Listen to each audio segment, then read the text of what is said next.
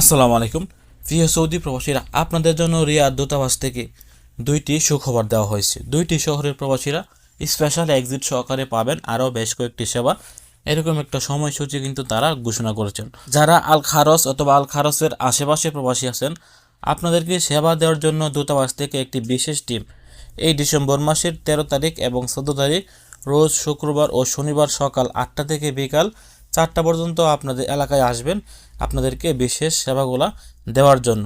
তারা আপনাদেরকে যে সেবাগুলো দেবেন, আপনারা চাইলে পাসপোর্টের জন্য আবেদন করতে পারবেন এবং যারা আগে পাসপোর্ট রিনিউ করার জন্য জমা দিয়েছেন, যদি আপনার সময় হয়ে থাকে, আপনারা চাইলে এখন তাদের কাছ থেকে আপনার পাসপোর্টটি গ্রহণ করতে পারবেন।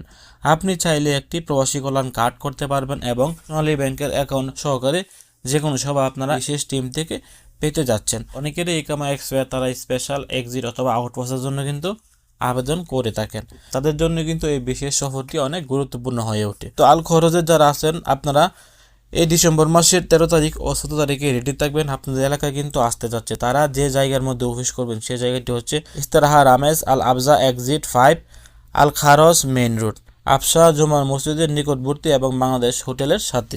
এখানে গেলে কিন্তু আপনারা এই সেবাগুলো নিতে পারবেন।